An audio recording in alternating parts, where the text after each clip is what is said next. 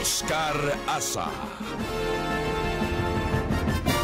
Buenas noches nuevamente. Ha fracasado el último intento republicano para evitar el cierre de gobierno, pero hay muchas cosas, como les decíamos hace unos instantes, que se van a ver perjudicadas. A pesar de que todo el país, demócratas y republicanos, van a sentir este impacto, pero uno de los temas que están en el tapete ahora y que va a ser mayormente perjudicado es la frontera. ¿Qué va a pasar allí? Les contamos. Cuando hablamos de migración, la patrulla fronteriza continuará sus labores con o sin un cierre de gobierno. Lo mismo harán cientos de guardias nacionales desplegados en varias zonas de la frontera. Pero las operaciones en ciertos centros podrían paralizarse o simplemente ir a un ritmo mucho más lento. Cierres de gobierno anteriores produjeron importantes vulnerabilidades en la seguridad fronteriza, según un reporte de la Comisión del Senado. Este informe indica que el Departamento de Seguridad Nacional retrasó el mantenimiento de las instalaciones, lo que tuvo un grave impacto en las operaciones y la seguridad de los agentes del orden, incluso en la frontera. Los dos bandos políticos en el Congreso están conscientes de eso, entre ellos el propio líder de los republicanos en la Cámara de Representantes, Kevin McCarthy. Sabemos que tenemos que mantener abierto el gobierno. Sabemos que en ambos lados estamos preocupados por la frontera. La Casa Blanca, por su parte, alertó que la situación podría poner en peligro los esfuerzos para luchar contra el ingreso ilegal de fentanilo a Estados Unidos, que en su mayoría llega a través de vehículos en puertos fronterizos. Otras labores del Departamento de Seguridad Nacional, como la deportación de migrantes detenidos y con órdenes de expulsión, seguirán su curso, aunque también probablemente a un ritmo mucho más lento, porque los tribunales de migración estarán trabajando a media máquina. Y finalmente, otros procesos de migración como visados y permisos de trabajo también podrían verse afectados por el cierre de gobierno. Jorge Agobián, Voz de América, Washington. Bueno, este tema lo analizamos con Bob Macaulay, abogado y analista republicano, y Luis Fernando Atencio, analista demócrata. Señor Macaulay, McCarthy enfrenta el momento más crítico desde que ocupa este cargo el pasado mes de enero. ¿Qué va a pasar y qué está pasando dentro del Partido Republicano?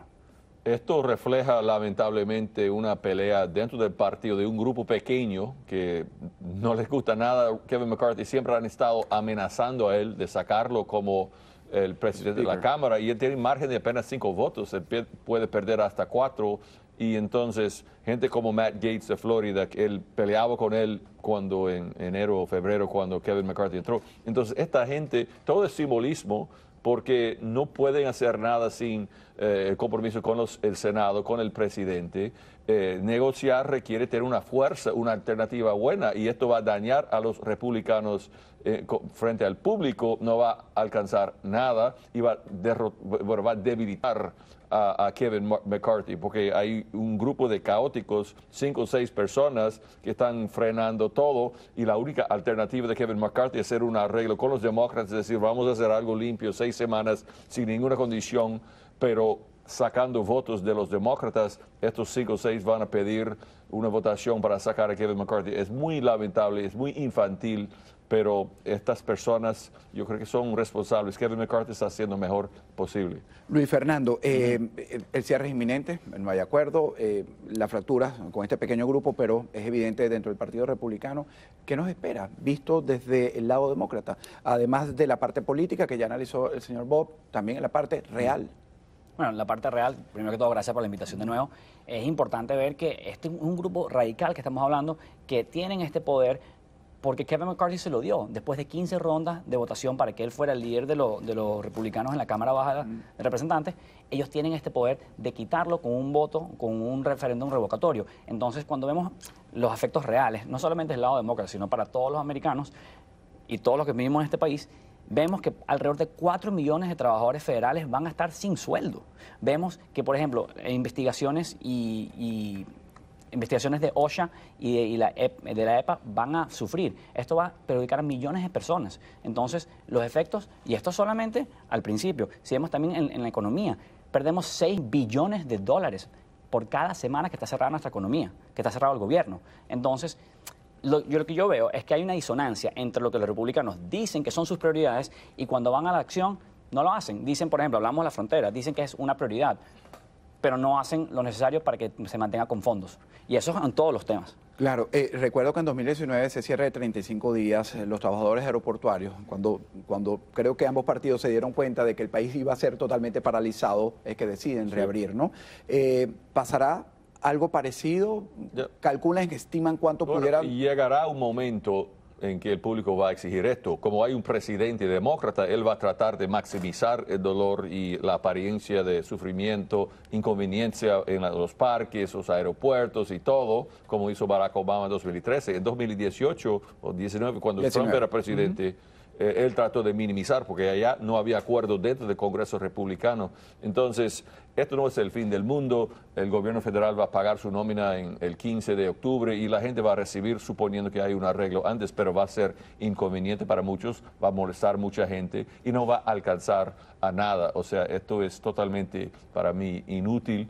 Y hay temas para debatir, como la frontera, la economía, el gasto público. Kevin McCarthy ya ganó en mayo ese acuerdo del techo de la deuda. El gasto público está subiendo apenas 1%, bien por debajo de inflación. Fue un recorte, fue un buen paso hacia responsabilidad fiscal. Entonces, esto Kevin McCarthy yo creo que al fin y al cabo va a tener que hacer un acuerdo con los demócratas y tratar de enfrentar a ese grupo de disidentes.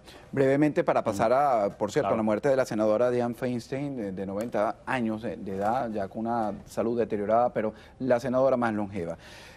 Los demócratas y republicanos, a nivel político, ¿tú crees que realmente qué es lo que deban consensuar? Porque aunque se les va a pagar la nómina el 15 a los trabajadores que lo dejen de hacer y con retroactivo, pues hay un gran daño, porque hay gente que quizá no va a tener para pagar sus casas, hacer el mercado, no es fácil. Sí, por eso yo tengo que diferir respetuosamente de lo que dijo Bob anteriormente. No es el fin del mundo, claro, si vemos desde el punto de vista macroeconómico, si vemos hacia afuera, pero para las personas, estas 4 millones de personas y también los negocios que trabajan con el gobierno, sí afecta a estas personas que no le va a llegar el cheque, cómo pagan sus carros, cómo pagan sus casas. Para esas personas sí hace un cambio significante, pero también si vemos, esto afectará, según Ernst Young, 0,1% del PIB nacional para el cuarto de 2023, por cada semana que mandemos cerrados. Entonces, yo no veo por qué hacen esto este grupo radical y también los republicanos, por qué no buscan. Puedo agregar más, pero ajá. Sí.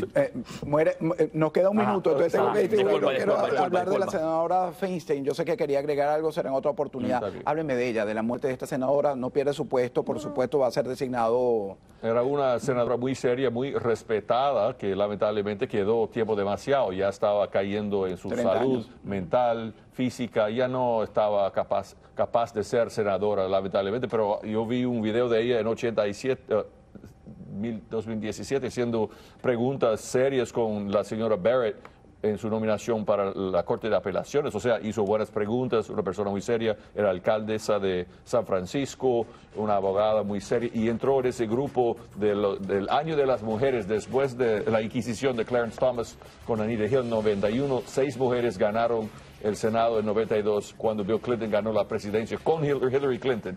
Un año muy importante en la historia. Le agradecemos a los dos. Les recuerdo que el gobernador de California, Gavin Newsom, va a designar a la sustituta de la fallecida senadora Dianne.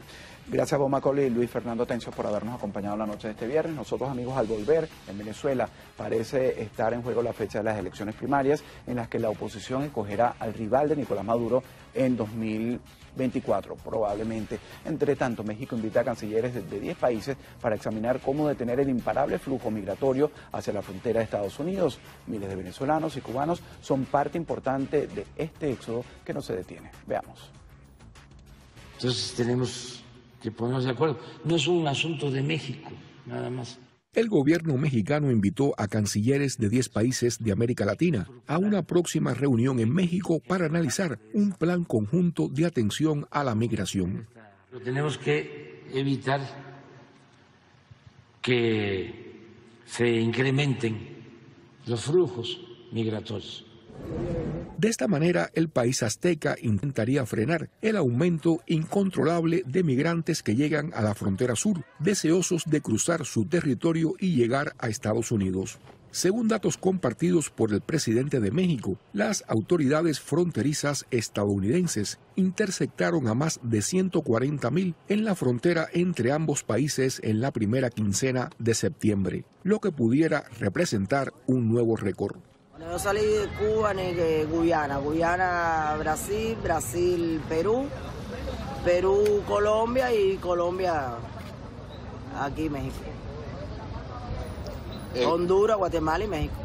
Marlene, al momento de esta entrevista con la agencia Reuters, estaba en Tapachula. Contaba su pericia y cómo evitó el cruce por el Darién. En medio a las cosas que dicen que estaban pasando en el Darién, muchos muertos, que la gente se caían de la loma esa de la Llorona. Si yo estoy ahí, lloro con ellos.